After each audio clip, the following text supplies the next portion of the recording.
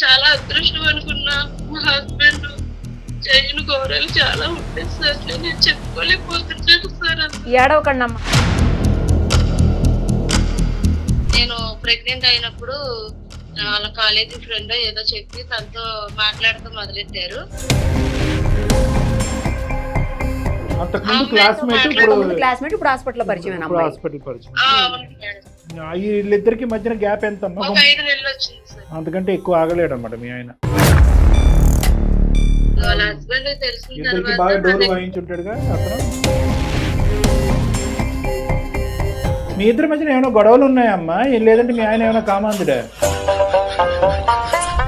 రెండోసారి కూడా నాకు పాప ఉంది కదా, కాళ్ళు పట్టుకుని రిక్వెస్ట్ చేసి నాకు కన్విన్స్ చేశాడు సార్. ఇంతకు ముందు కన్విన్స్ అవడానికి నీకు గంట పట్టింది, ఇప్పుడు 2 గంటలు పట్టింది. మళ్ళీ మూడోసారి కూడా ఇంకో తప్పు చేశాడు సార్.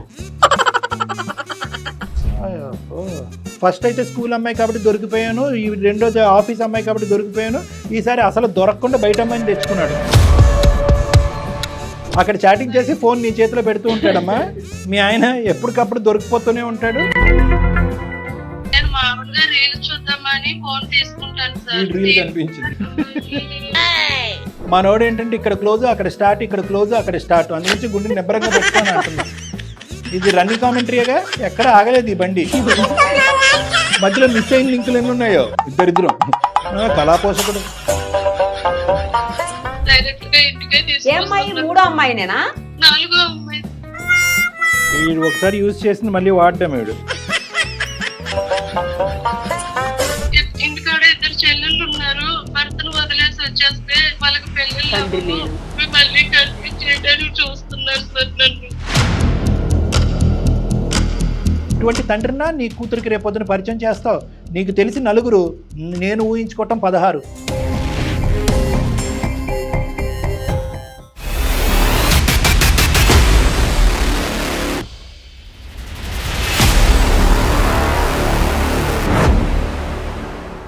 సుమన్ టీవీ అందమైన జీవితం కార్యక్రమానికి స్వాగతం. ప్రస్తుతం మనతో పాటు ఉన్నారు ప్రముఖ సైక్రటిస్ట్ డాక్టర్ కళ్యాణ్ చక్రవర్తి గారు.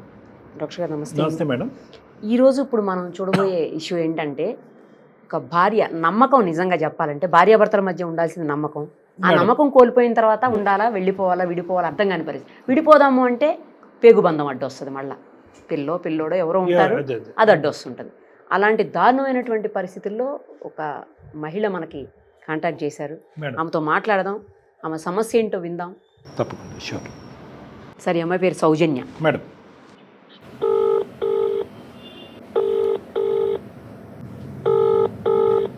హలో. హలో, సౌజన్య నేనమ్మా మాట్లాడేది. ఎవరండి?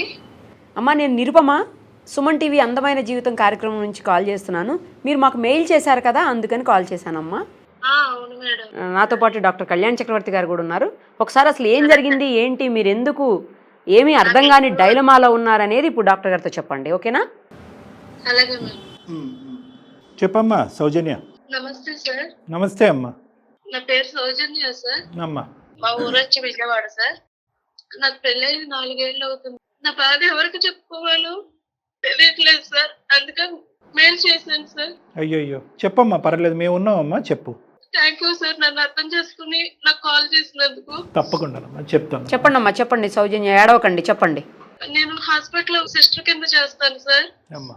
మా హస్బెండ్ వచ్చేసి హాస్పిటల్ మార్కెటింగ్ చేస్తాడు సార్. పెళ్ళి 4 సంవత్సరాలు అవుతుంది. నాకు ఒక పాప అండి. మీ ఫ్యామిలీ బ్యాక్గ్రౌండ్ ఏంటమ్మా? సార్ మా ఫ్యామిలీ బ్యాక్గ్రౌండ్, నాకు 2 చెల్లెలు సార్. మా అమ్మ, మా నాన్నగారు నా చిన్నప్పుడే చనిపోయారు సార్. అయ్యో. అక్కడి నుంచి మా అమ్మగారు మా అమ్మల్ని పెంచుకుంటూ వచ్చారు సార్. అమ్మా. అయితే మా హస్బెండ్ కట్నం ఏమీ లేకోకుండా, చాలా పేద కుటుంబం సార్ మాది.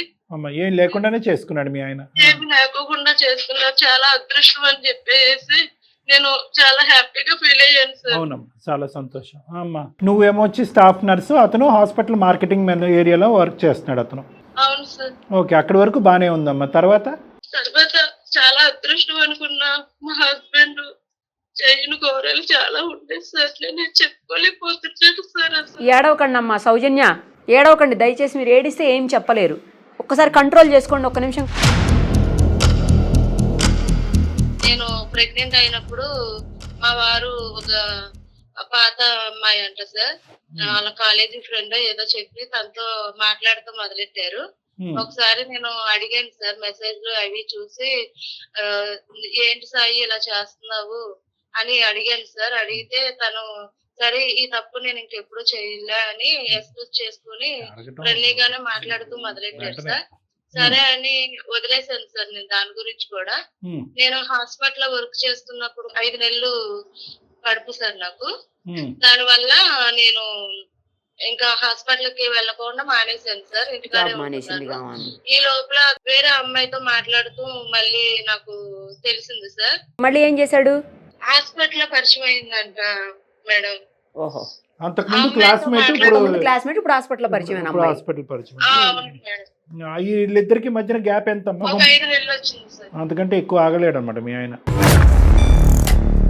రెండోసారి ఎలా తెలిసింది మీకు? అసలు ఏం జరిగింది రెండోసారి? మళ్ళీ వాళ్ళ హస్బెండ్ కి తెలిసింది మేడం. సో అమ్మాయి కూడా మ్యారీడే? మ్యారీడ్. నీకు ఫస్ట్ తెలిసిందా వాళ్ళ ఆయనకి ఫస్ట్ తెలిసిందా? వాళ్ళ హస్బెండ్ కి తెలిసింది సార్. వాళ్ళ హస్బెండ్ కి తెలిసిన ఇద్దరికి బాగా డోర్ వాయించుంటాడుగా అతను. ఇంటికి వచ్చి గొడవ ఆడుకున్నారు సార్, ఇద్దరు గొడవ ఆడుకున్నారు. ఇలాగ మా ఆవిడతో నీకు సంబంధం ఏంటి అని నిలదీసి ఇద్దరు కొంచెం గొడవ ఆడుకున్నారు sir. Very good, very good. మీ ఆయనకి అలాంటి డోస్ పడాలి, లేదంటే పోలీస్ స్టేషన్ లో పంచాయతీ పెట్టాలి. అందుకే మరి మళ్ళీ నాకేం సంబంధం లేదు. మళ్ళీ ఇప్పుడు ఈ అమ్మాయిని మోసం చేస్తున్నాడు, వేరే వాళ్ళ జీవితాలు కూడా సర్వనాశనం చేస్తున్నారు. అంతే కదా సార్, అమ్మాయి జీవితం నాశనం అయిపోతుంది అవతల. మీ ఇద్దరి మధ్యన ఏమైనా గొడవలు ఉన్నాయమ్మా, లేదంటే మీ ఆయన ఏమైనా కామాంధుడా? మా ఇద్దరు మధ్య ఏవి గొడవలు లేవు సార్. పాప పుట్టినంత వరకు నాకు ఆయనకి అసలు ఎటువంటి నేను అడ్జస్ట్ చేసుకునే. మరి ఎందుకు అతనికి ఇన్ని వేరియేషన్స్? మరి ఆయన ఎందుకు ఇలా చేస్తున్నాడో తెలియట్లేదు. పాపను బాగానే చూసుకుంటున్నాడా? పాపను కూడా బాగానే చూసుకుంటాడు సార్. సో వాళ్ళ ఇంటికి వచ్చి గొడవాడి 4 మొట్టుకెళ్ళి మొట్టారా నెత్తి మీద? గొడవ ఎంత గట్టిగా ఆడుకున్నారు సార్. ఈసారి తప్పు ఒప్పుకున్నాడమ్మా? తప్పు ఒప్పుకుని ఏమైనా క్షమాపణ అడిగాడా? క్షమాపణ అడగటం అంటే నేను అసలు నాకు క్షమాపణ చెప్పినప్పుడు అసలు నేను ఒప్పుకోలేదు సార్. ఫస్ట్ సారి ఇలా చేసావు, రెండోసారి కూడా ఇలా చేస్తే నేను ఎక్కడికి వెళ్ళాలి, ఏంటి నా బాధ ఎవరికి చెప్పుకోవాలి, నా కన్న తల్లికి కూడా నేను చెప్పుకోలేను కదా, నువ్వు తప్ప నాకు ఎవరున్నారు అని నేను నీతోనే ఉన్నానని ఒక ఫస్ట్ సారి కాంప్రమైజ్ అయ్యాను. మళ్ళీ ఇప్పుడు రెండోసారి కూడా ఇలా కాంప్రమైజ్ అవ్వమంటే ఇంక నేను ఏం చెయ్యాలి? గట్టిగా నిలదీసి అడిగాను సార్. అప్పుడేమన్నాడు? రెండోసారి కూడా నాకు పాప ఉంది కదా, నేను ఇప్పుడు రిక్వెస్ట్ చేసుకుంటున్నాను అని చెప్పి కాళ్ళు పట్టుకుని రిక్వెస్ట్ చేసి నన్ను కన్విన్స్ చేశాడు సార్. ఇంతకు ముందు కన్విన్స్ అవడానికి నీకు గంట పట్టింది, ఇప్పుడు 2 గంటలు పట్టింది, అంతే అయి ఉంటుంది. ఇప్పుడు ఏ సంఘటనకి ఆ సంఘటన ఎక్కడికక్కడ అడ్డంగా దొరికిన తర్వాత క్షమాపణలు ఆడటం, కాళ్ళ మీద పట్టడం కాదు, అసలు ఎందుకు వెళ్తున్నాడు అనేటటువంటిది ప్రధానంగా. ఇప్పుడు ఇక్కడ ఏమైనా దొరకట్లేదా, ఇక్కడ అందట్లేదా, ఇక్కడ ఇవ్వట్లేదా, వాట్ ఈజ్ హ్యాపెనింగ్ హియర్? ఒకటి గత స్నేహితురాలు, మళ్ళీ పాత జ్ఞాపకాలు ఏదో వచ్చినాయి, కట్ చేశాడు. ఏకంగా అతనికి తిండి పెట్టేటటువంటి ఆఫీసులోనే ఇలాంటి అక్రమ వేషాలు వేస్తూ ఉంటే కనుక అటువైపు వాళ్ళు పరుగు పోతుంది, వాళ్ళు భార్యాభర్తల మధ్య వాళ్ళ జీవితం నాశనం అవుతుంది, నీ జీవితం నాశనం అవుతుంది. దానికి మించింది ఏంటి? పరుగు పోతుంది. పరువు, నీకు బిడ్డ ఉన్నది, పరువు పోయే పరిస్థితి. నువ్వు ఇక్కడైనా కూడా నేను అడిగేది ఏంటంటే, ఎక్కడికక్కడ కన్విన్స్ చేశాడు మంచోడు దేవుడు అంటాం కాకుండాని నీ మనసు కరిగిపోవటం అనేది పక్కన పెడితే కనుక రేపొద్దున ఇది ఇంకోసారి జరగడానికి ఇంకో అవకాశం ఉందేమో, ఛాన్స్ ఉందేమో అని చెప్పి మీ అమ్మ నాన్నలకో వాళ్ళ అమ్మ నాన్నలకో ఎవరికో ఒకరిని కూర్చోపెట్టి కొద్దిగా ఎక్స్ట్రా గడ్డి పెడితే బాగుంటుంది కదమ్మా అతనికి. అది కూడా అయ్యింది సార్, ఆ పంచాయతీ కూడా జరిగింది సార్. ఓకే, ఇది రెండోసారి చేశాడు కదా సార్. ఈ రెండోసారి కూడా నేను కాంప్రమైజ్ అయ్యాను సార్. అయిన తర్వాత కొంచెం మంచిగానే మాట్లాడి మంచిగానే ఉన్నాడు సార్. మళ్ళీ మూడోసారి కూడా ఇంకో తప్పు చేశాడు సార్. అమ్మ వీడికి వెనతో పెట్టిన విద్యలా ఉందమ్మా. ఇప్పుడు మూడోసారి ఎంత గ్యాప్ ఉందమ్మా? ఒక 3 సంవత్సరాల తర్వాత, 2 సంవత్సరాల తర్వాత ఎంత గ్యాప్ ఈసారి? మాకు పెళ్ళయ్యే 4 సంవత్సరాలు అవుతుంది సార్. ఇది కూడా రీసెంట్ అయితే రీసెంట్ గానే జరిగింది సార్. ఇది రీసెంట్ గానే జరిగింది, మూడోది. అప్పుడే పంచాయతీ అంటుంది కదా ఆమె తల్లిదండ్రుల దగ్గర పంచాయతీ అందుకే అన్నదామా. ఈ మూడో వ్యక్తి ఎవరు? ఈ అమ్మాయి బయట అమ్మాయి సార్. ఫస్ట్ అయితే స్కూల్ అమ్మాయి కాబట్టి దొరికిపోయాను, ఈ రెండోది ఆఫీస్ అమ్మాయి కాబట్టి దొరికిపోయాను, ఈసారి అసలు దొరకకుండా బయట అమ్మాయిని తెచ్చుకున్నాడు. ఈ అమ్మాయిని ఎలా దొరకబట్టావు? ఈ అమ్మాయిని మళ్ళీ చాటింగ్ ఫోన్లు చేస్తాం. అక్కడ చాటింగ్ చేసి ఫోన్ నీ చేతిలో పెడుతూ ఉంటాడమ్మా. మీ ఆయన ఎప్పటికప్పుడు దొరికిపోతూనే ఉంటాడు. నీకు ఇదే పని, పాపను చూసుకోవటం కంటే అతను ఫోన్ చాటింగ్ చూడటమే నీకు ఎక్కువైపోయింది. కాదు సార్, నేను చెక్ చేయాలని చేయలేదు. నేను మామూలుగా రీల్స్ చూద్దామని ఫోన్ తీసుకుంటాను సార్. రీల్ కనిపించింది.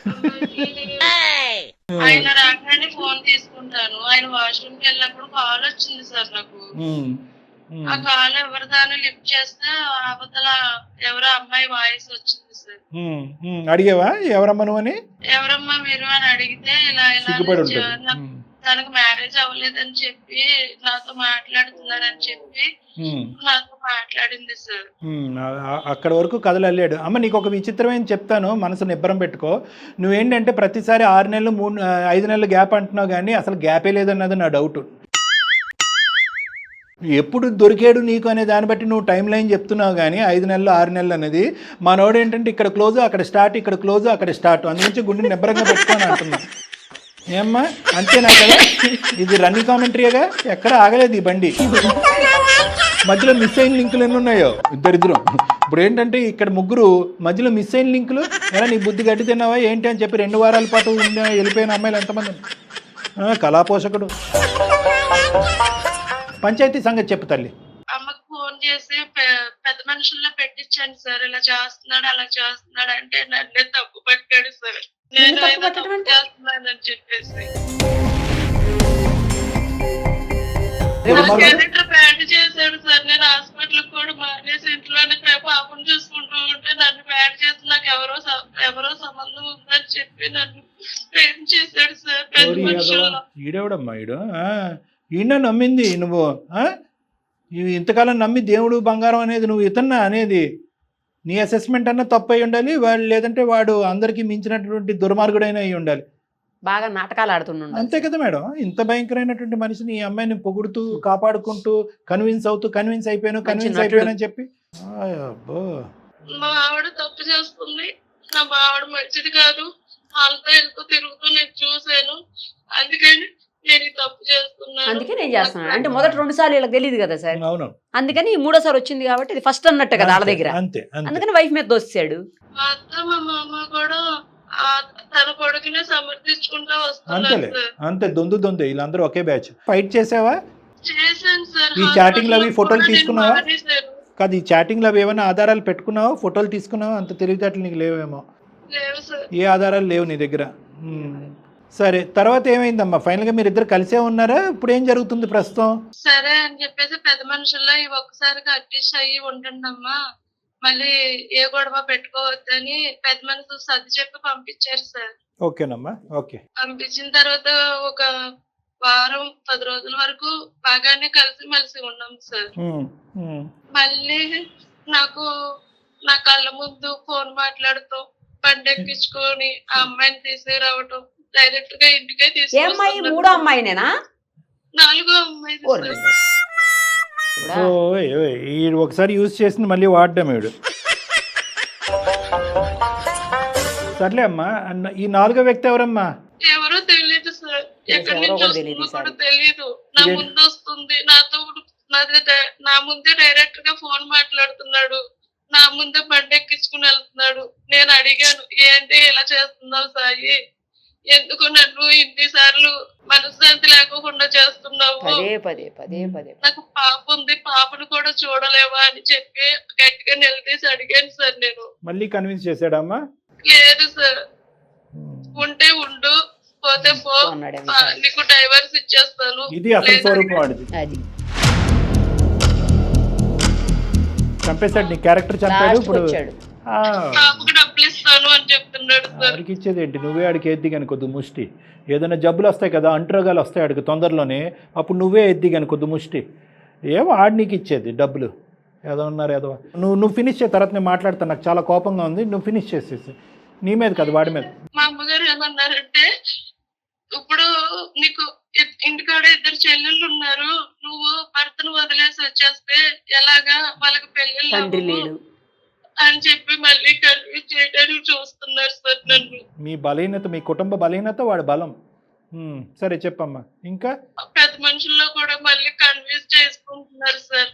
నాకు ఇప్పుడు ఏం చేయాలో ఏంటో నాకు ఏం అర్థం కావట్లేదు సార్.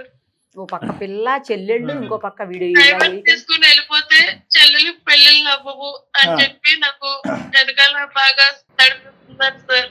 అమ్మా అమ్మా ఇంకో పక్క కూతురు, అందరూ ఆడపిల్లలు. ఒక పక్కన కూతురు అయిపోయింది. అదే ఏం అసలు చెప్పాలో ఎందుకు కూడా అర్థం నిర్ణయం కాని తీసుకోవాలో కూడా నాకు తెలియట్లేదు సార్. అమ్మ నేను ఒకటి చెప్పనా అమ్మా, నేను ఒక్క 2 మాటలు మాట్లాడతానమ్మా. నాకు చాలా ఇమోషనల్గా ఉంది, కానీ మాట్లాడటం తప్పదు కాబట్టి మాట్లాడుతున్నాను. సహజంగా ఏంటంటే ఈ వేదిక మేంచి అమ్మ వాడికి ఒకసారి ఫోన్ కలుపు అని అంటాం, కానీ దయచేసి వాడికి ఫోన్ కలపద్దు అని నేను అంటున్నాను. ఎందుకంటే కనుక పెద్ద వాడు రోగులా ఉన్నాడు. కాదు మేడం, వాడు మనల్ని కన్విన్స్ చేస్తాడేమో అని భయం, మళ్ళీ ప్రయాణం మొదలు పెడతాడు వాడు. ఎందుకంటే వాడికి వెన్నతో పెట్టిన విద్య 2, ఒకటి ఆడవాళ్ళు వాళ్ళని కన్విన్స్ చేయటం, రెండోది నీలాంటి ఆడవాళ్ళని కన్విన్స్ చేయటం. మా వరకు వచ్చి మమ్మల్ని కూడా కన్విన్స్ చేసేసి లేదు సార్ తప్పు అయిపోయింది సార్ ఏదో అని చెప్పినా చెప్పచ్చు, లేదంటే నా భార్యే బ్యాడ్ అంటే అని అనొచ్చు. అలా అంటే కనుక వాడు ఎక్కడున్నాడో అక్కడికి వచ్చాడు చంప పగల కొడతాం నేను మేడం. కానీ వాడితో మాట్లాడవలసినటువంటి అవసరం లేదమ్మా. ఎందుకంటే పూసగుచ్చినట్టు నువ్వు చాలా క్లియర్ కట్గా వాడి వ్యక్తిత్వం, క్యారెక్టర్ అనేది నీకు లేట్గా తెలిసినా లేటెస్ట్గా తెలిసింది ఇప్పటికైనా కూడా. దురదృష్టం ఏంటంటే బిడ్డ పుట్టిన తర్వాత నువ్వు కన్విన్స్ అవటం తగ్గించి, నీ కనువిప్పు కలిగి ఇంటి గడప నుంచి బయటకు అడుగుపెట్టి నేను నీతో పాటు ఉండలేనురా అనేటటువంటి ఆలోచనలోకి నీకు వచ్చినట్టు అనిపిస్తుంది. ఆ విధంగా ఆలోచించడానికి మీరు రెడీగా ఉన్నారా సౌజన్య గారు? రెడీగా ఉండడానికి సార్ నా చేతిలో పాప ఉంది సార్. నాకు భర్త లేకపోతే చెల్లెలకి పెళ్ళిళ్ళు అవ్వమని చెప్తున్నారు కదా సార్. అమ్మ కూడా అదే మాట ఉంటుంది సార్. ఏం చేయాలి ఈ సిచ్యువేషన్, నాకు ఏం చేయాలి అర్థం కాదు. మీ అమ్మ అలాగే ఉంటుంది, మీ అమ్మ కూడా అదే అంటదమ్మా. ఇక్కడ అమ్మల గురించి కాదు సబ్జెక్టు, పాప గురించి కూడా సబ్జెక్టు కాదు. పాప ఇంపార్టెంటే, కానీ ఇటువంటి తండ్రినా నీ కూతురికి రేపొద్దున పరిచయం చేస్తావు. నీకు తెలిసి 4, నేను ఊహించుకోవటం 16, 4 రెట్లు ఎక్కువ ఉంటుంది. సో నీకు తెలియనటువంటి లోకం నీకు తెలీదు. తెలియనటువంటి లోకం గురించి ఈ 4 కదా, ఈ 4 అని సంబరపడకు. నీకు తెలిసినంత వరకు అడ్డంగా దొరికినటువంటి ఈ 4 కాబట్టి ఆ మనిషి ప్రతిసారి బరి తెగించి ఫోన్ని ఎదురుగుంటా పడేస్తున్నాడు. ఎందుకంటే కనుక నీకు కానీ నీ కుటుంబానికి కానీ అతని ఉద్దేశంలో, అతని ఆలోచనలో ఎటువంటి విలువ లేదు. మీరందరూ కాంప్రమైజ్ అయ్యారని తెలుసు, మీకు భవిష్యత్తు లేదని తెలుసు. పెద్దల పంచాయతీ పెట్టినా కూడా నీదే తప్పు అనే విధంగా చూపెట్టగలడు అనే దమ్ము ధైర్యం ఉన్నాడు వాడికి.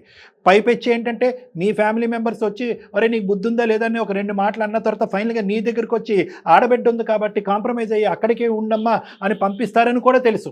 సో అన్ని విధాలుగా ఇప్పటి వరకు ఏంటంటే నువ్వు పెద్దల పంచాయతీ పెట్టనంత వరకు కొంతవరకు దాకుని ఏదన్నా కొద్ది సిగ్గుపడుతున్నట్టు బెదిరిపోతున్నట్టు ఉన్నాడేమో. కానీ ఇప్పుడు 4కి తెలిసిన తర్వాత ఇది ఓపెన్ సీక్రెట్ కాబట్టి ఏం చేస్తారు, ఎక్కడ పోతారు, బిడ్డ పుట్టిన తర్వాత నువ్వు ఎక్కడ పోతారు అని చెప్పి విర్రవీగిపోతున్నాడమ్మా వాడు.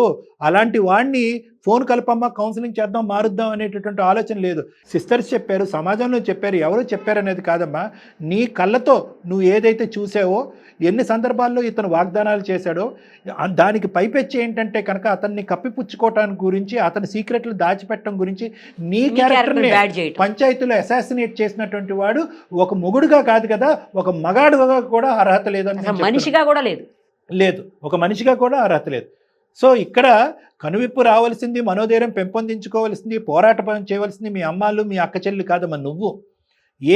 ఇటువంటి తండ్రిని నీ కూతురికి పరిచయం చేస్తావా? ఏంటమ్మా ఇలాంటి ఎదవుతానా, నువ్వు ఇలాంటి ఎదవునా నాకు తండ్రిగా కాపాడుకుంటూ వచ్చి ఇప్పుడు గౌరవంగా అమ్మ నీకు తండ్రి కావాలని. కరెక్టే, ఒక బిడ్డకి తండ్రి ఖచ్చితంగా కావాలి, కానీ ఇలాంటి క్యారెక్టర్లెస్ తండ్రిని చూపెడతావా? సిగ్గుపడి నీ కూతురు తలదించుకునే పరిస్థితి వస్తుంది. ఇది నెంబర్ 1.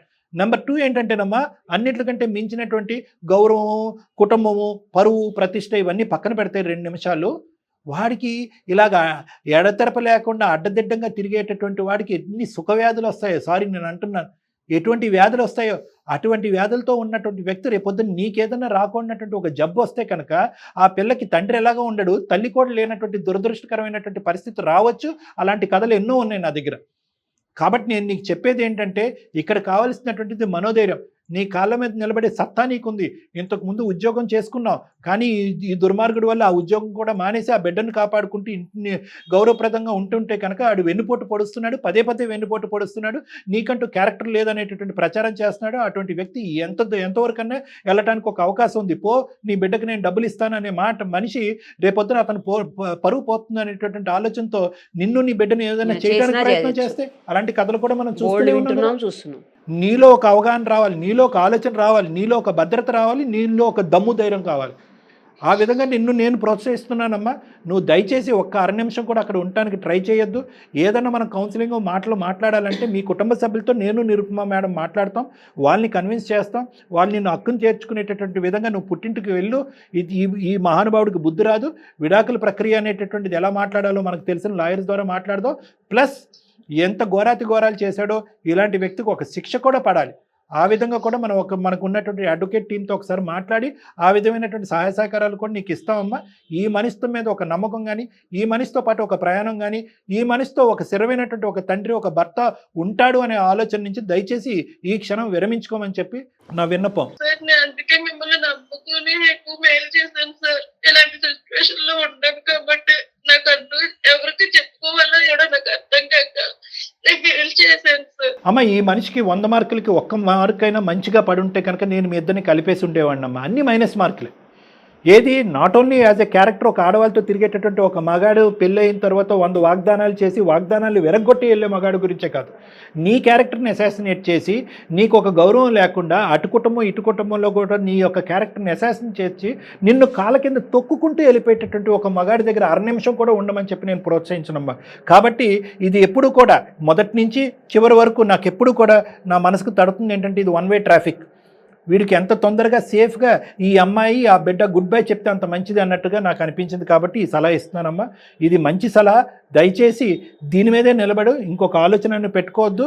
బుద్ధి వచ్చినట్టు నటించినా కూడా వాడికి ఒక టైం గ్యాప్ అంటే ఒక 6 నెలల్లో సంవత్సరం వాడిని మానిటర్ చేసేటటువంటి ప్రక్రియలు ఎలా ఉంటాయన్నది నేను చెప్తాను నీకు. అప్పుడు ఏదన్నా ఉంటే కనుక ఒక విధంగా ఆలోచిద్దాం. కానీ 99.9% this is a close issue. Me parents దాన్ని యాక్సెప్ట్ చేయరంటే కనుక వాళ్ళని యాక్సెప్ట్ చేసేటటువంటి విధంగా నేను వాళ్ళని మాట్లాడతాను, వాళ్ళని కన్విన్స్ చేసుకుంటాను. ఓకేనమ్మా? Okay madam, thank you madam. ఓకేనమ్మా. తర్వాత మళ్ళీ మేడము మా పర్సనల్ నెంబర్ ఇస్తారమ్మా. అప్పుడు మళ్ళీ ఒకసారి వద్దురు కానీ మనం ఇంకా డీటెయిల్డ్గా మాట్లాడి నెక్స్ట్ స్టెప్స్ ఏంటి అన్నది ఆలోచిద్దాం. అలాగే సార్. ఆల్ ద బెస్ట్ అమ్మా Soujanya. God bless. Thank you sir. Nice sir. Thank you. Thank you.